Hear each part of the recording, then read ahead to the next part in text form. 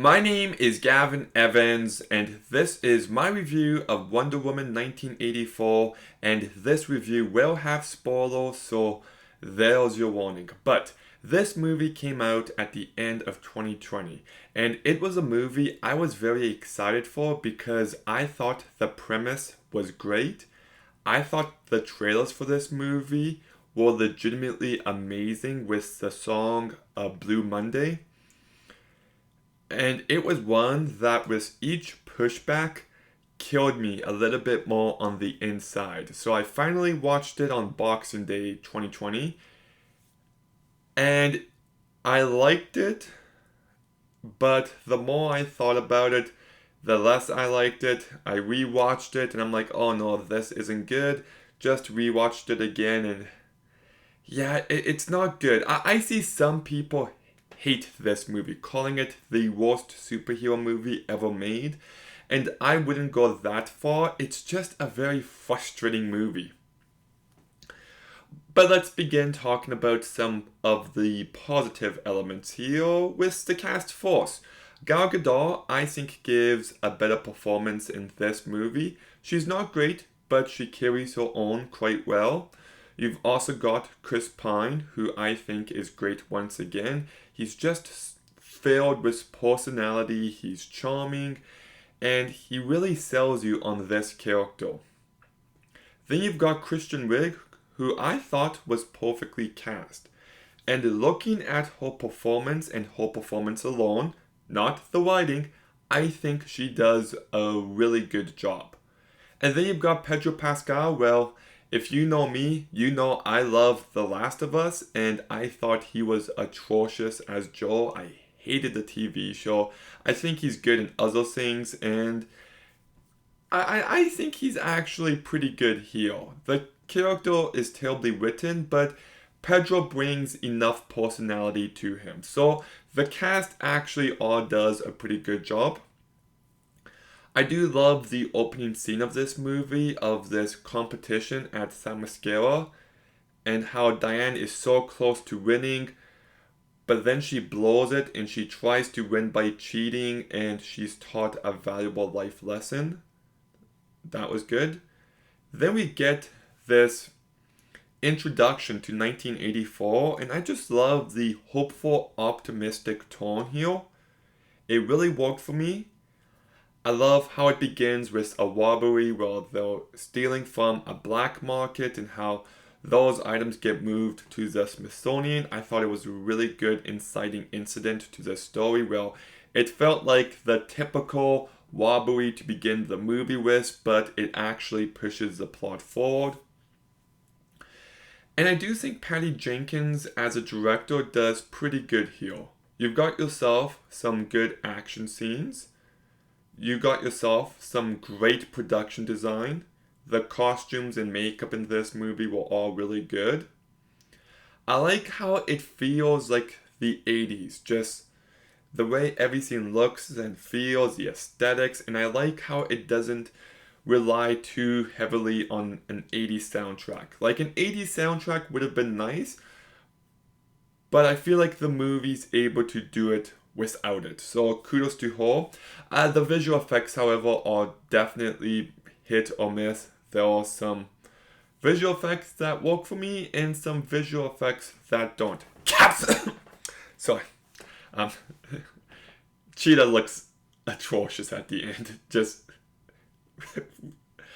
really bad. They could have gone with like 100 better designs and they just went with the worst one possible. But then we get to my biggest positive of this movie and also my biggest negative, and it's the fact that it's a very bold and ambitious movie. Like, it does not play it safe. It is trying to do something different. It doesn't want to be another generic superhero movie, and I appreciate the attempt. And the premise here of this wishing stone and how it gives Diane the love of her life back, but she starts to lose her powers. It gives Barbara some powers, but she loses her humanity.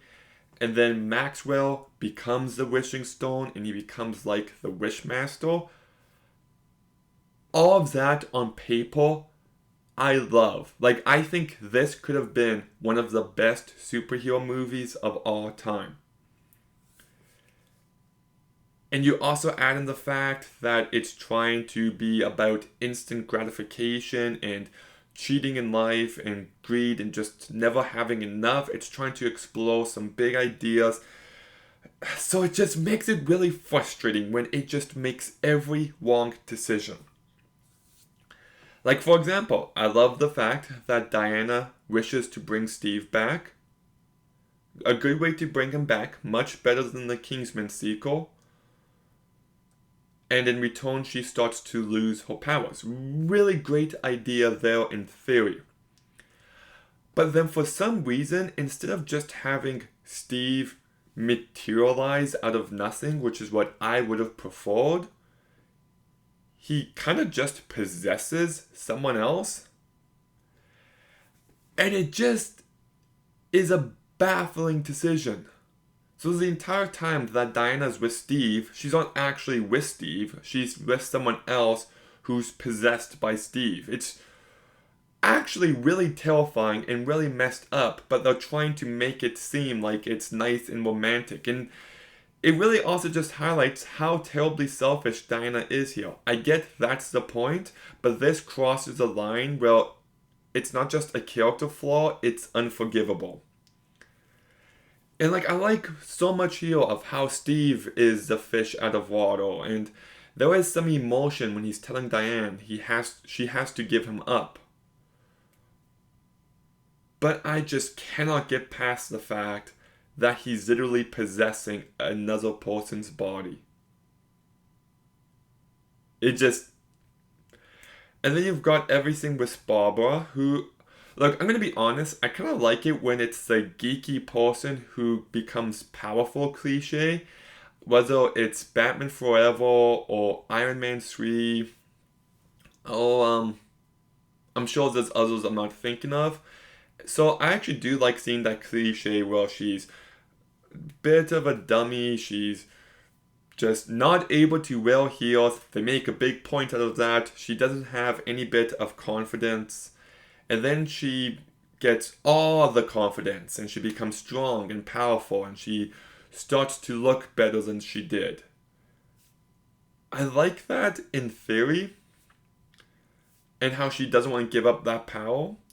But just some of the writing here was so questionable. Like, the moment she turns evil is when she beats up a douchebag who tried to do something truly evil to her. And her retaliation, her fighting back, her standing up for herself, that's the turning point? That doesn't sit right with me. And then we also get to the whole cheetah-like aspect to it.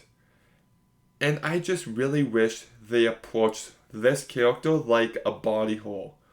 Where instead of wishing she was like Diana at the start, she wishes that she was strong and powerful like a cheetah. And she gets everything she wanted, which creates some confidence in herself. And it's everything she wanted. But then like throughout the movie, she starts like losing her nails and growing claws instead, and she just slowly starts to mutate. I feel like that's a much better direction because I loved actually lots of the material regarding this character, but they just blew it in the last act. And it doesn't make any sense that she got 2 wishes. They set up the rules, you get 1 wish, and then for this one character, she's an exception. I hated that. And then we get to Maxwell Lord, who's just a terribly written character. I like the idea of him becoming Dreamstone and him being like the Wishmaster, but he's just so mishandled and they just had him behave like a businessman. And I get this movie's trying to be anti-capitalism and all of that, but they also took the most boring direction. Like, if you're going to go there, go there. Have him like really become this evil force of nature. Not wearing a suit and bleeding now and again.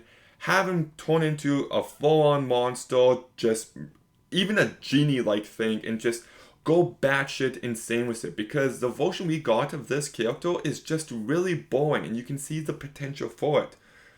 So it's like there's so many great ideas here, but they just chose the most questionable or boring direction, and it's just a really frustrating movie because of that. I also think it's a pacing nightmare. At 2 hours and 30 minutes, it is way too long. I feel like even when Diana starts to lose her powers, it's like past the halfway mark. So it's just like you should have introduced that conflict much earlier on. And you could do the Spider-Man 2 storyline where, and the Superman 2 storyline where she wants to be a normal person with Steve instead of being a hero. That could be good. And then even everything with the Middle Eastern plot, I feel like is so unneeded and it destroys the pacing. And then we get to the last act where we get a terrible final battle, and then just Diana and Maxwell Lord in a windy room for like 20 minutes as they shut out the themes of the movie. And it's just a terrible way to end this movie. It's just boring. It falls flat. It's just unmemorable, ineffective, void of any emotion. So, like, look, I don't hate this movie. I understand people who do, but I think it should be appreciated when a movie takes as big of a swing as this movie does. It has a great premise and it really goes for it, but in the execution, it does fall flat. It does got moments of some great directing. I do think the cast does a good job, but just some of the questionable decisions made in the script just and the pacing of this movie just really hold it back for me. So I'm going to go ahead and give Wonder Woman 1984 a 4 out of 10. Honestly though, I do find it weird how this movie has a reputation of being so bad that like it's pretty much killed Patty Jenkins' career, it seems like. And I don't know, I don't like this movie, but I would like to see her redeem herself. She's definitely a talented director, and I would like to see either another Wonder Woman movie from her or another movie entirely. But what are your thoughts on Wonder Woman 1984? Do you remember that excellent trailer with Blue Monday? Like, it was awesome, right? Let me know what you think in the comments down below. Make sure you like, comment, subscribe. Stay tuned for more videos soon. And Gavin,